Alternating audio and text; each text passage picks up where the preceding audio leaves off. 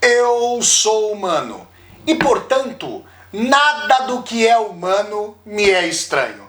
Assim falava o poeta e dramaturgo romano Terêncio, e assim falo eu, Flávio Ricardo Vassoler, escritor, professor, youtuber e nômade, fiel como os pássaros migratórios. E hoje, em mais um vídeo de leitura literário-filosófica aqui no meu canal do YouTube, Flávio Ricardo Vassoler, eu trago para vocês fragmentos do ensaio A Educação contra a Barbárie, do grande filósofo, sociólogo, crítico literário, musicista alemão, Theodor Wiesengrund Adorno, autor ligado ali à chamada Escola de Frankfurt, a teoria crítica da sociedade. Sem mais então, passemos a palavra a Theodor Adorno para que ele nos fale sobre a educação contra a barbárie, tema tão urgente em nossa época de neofascismo e neoautoritarismo. Vamos lá então a Theodor Adorno e seus fragmentos sobre a educação contra a barbárie. O problema que se impõe é saber se, por meio da educação, pode se transformar algo de decisivo em relação à barbárie. Entendo por barbárie algo muito simples, ou seja, que, estando na civilização do mais alto desenvolvimento tecnológico, as pessoas se encontrem atrasadas de um modo peculiarmente disforme em relação à sua própria civilização. E não apenas por não terem, em sua arrasadora maioria, experimentado a formação nos termos correspondentes ao conceito de civilização, mas também por se encontrarem tomadas por uma agressividade primitiva, um ódio primitivo, ou, na terminologia mais culta, um impulso de destruição, que contribui para aumentar ainda mais o perigo de que toda essa civilização venha a explodir. Aliás, uma tendência imanente que a caracteriza.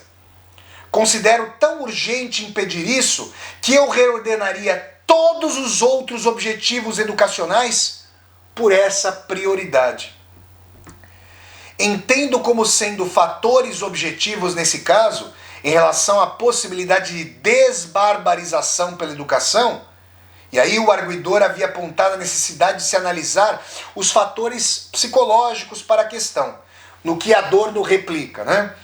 Os momentos sociais que, independentemente da alma individual dos homens e mulheres singulares, geram algo como a barbárie. Que existam elementos de barbárie, momentos repressivos e opressivos no conceito de educação e, precisamente, também no conceito da educação pretensamente culta, isto eu sou o último a negar. Acredito que, e isto é Freud puro, justamente esses momentos repressivos da cultura produzem e reproduzem a barbárie nas pessoas submetidas a essa mesma cultura. Aqui o Adorno cita o grande dramaturgo escandinavo August Strindberg.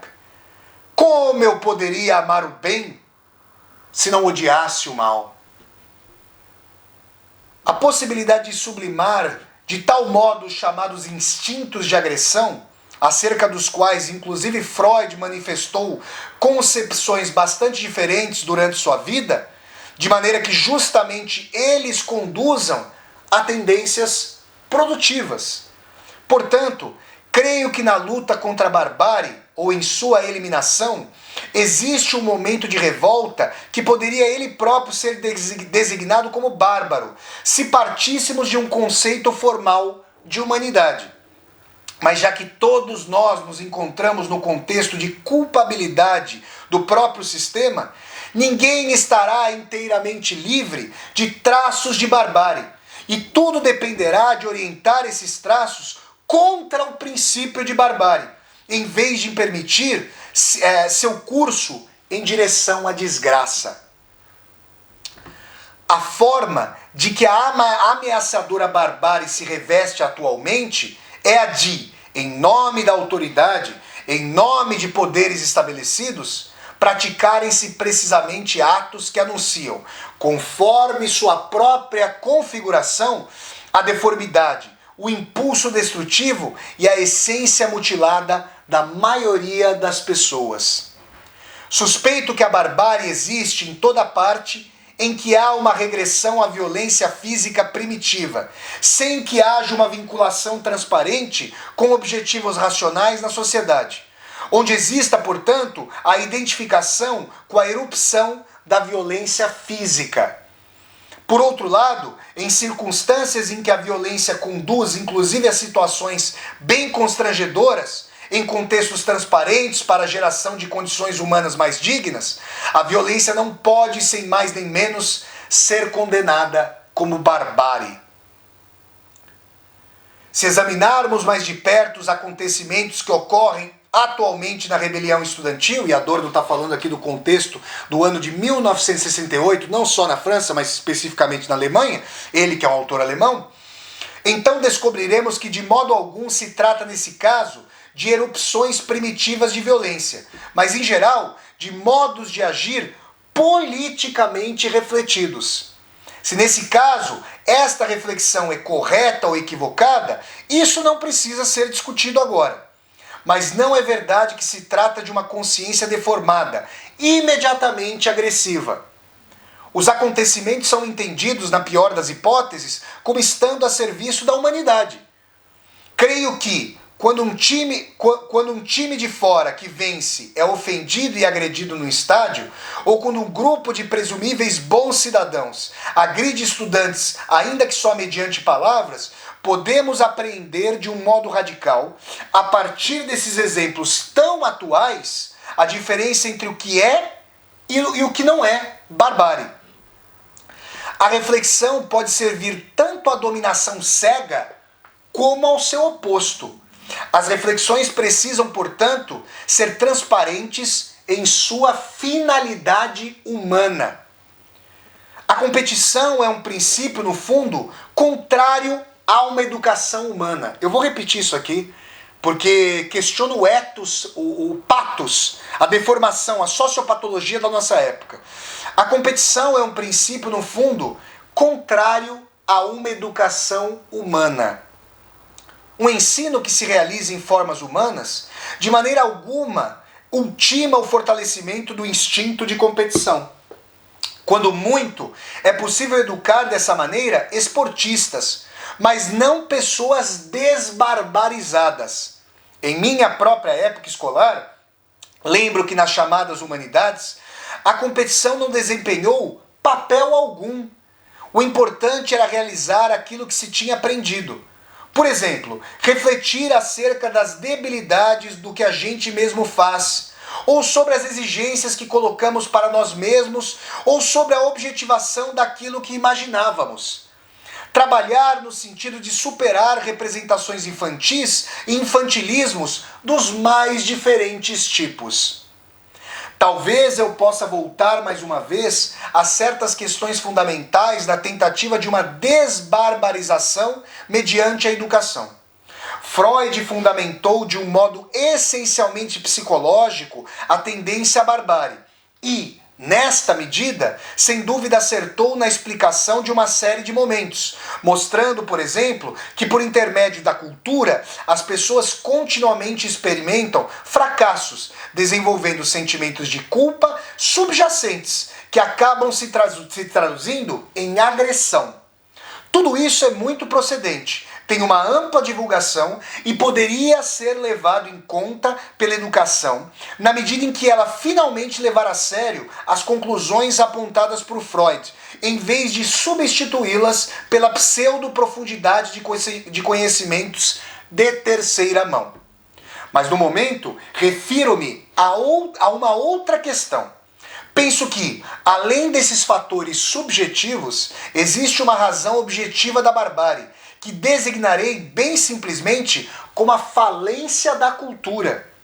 A cultura, que conforme sua própria natureza promete tantas coisas, não cumpriu a sua promessa. Ela dividiu os homens e mulheres. A divisão mais importante é aquela entre trabalho físico e trabalho intelectual. Desse modo, ela subtraiu aos homens e às mulheres a confiança em si e na própria cultura. E como costuma acontecer nas coisas humanas, a consequência disso foi que a raiva dos homens e mulheres não se dirigiu contra o não cumprimento da situação pacífica que se encontra propriamente no conceito de cultura. Em vez disso, a raiva se voltou contra a própria promessa, ela mesma, expressando-se na forma fatal de que essa promessa não deveria existir. Bem, na medida em que tais nexos, como o da falência da cultura, a perpetuação socialmente impositiva da barbárie e esse mecanismo de deslocamento que há pouco descrevi, são levados de um modo abrangente à consciência das pessoas, seguramente não se poderá, sem mais nem menos, mudar essa situação. Porém, será possível gerar um clima que é incomparavelmente mais favorável a uma transformação do que o clima vigente ainda hoje na educação alemã. Essa questão central para mim é decisiva. É a isso que me refiro com a função do iluminismo, do esclarecimento, e de maneira nenhuma a conversão de todos os homens e mulheres em seres inofensivos e passivos. Ao contrário, essa passividade inofensiva constitui ela própria, provavelmente, apenas uma forma da barbárie, na medida em que está pronta para contemplar o horror e se omitir no momento decisivo. Pessoal, esses foram fragmentos essenciais, fragmentos urgentes, sobretudo para a nossa época de neo-autoritarismo e neofascismo, do grande filósofo, sociólogo, musicista, crítico literário alemão, Theodor Wiesengrund Adorno, no seu ensaio A Educação contra a Barbárie. Repito, ensaio urgente e urgentíssimo para a nossa época sociopatológica. Se vocês apreciaram, se vocês gostaram de mais esse vídeo de leitura literário-filosófica e literário-sociológica aqui do meu canal do YouTube, eu peço que vocês deem um like no vídeo, curtam o vídeo, disseminem esse vídeo pelas redes sociais, para que nós possamos chegar a cada vez mais e mais pessoas.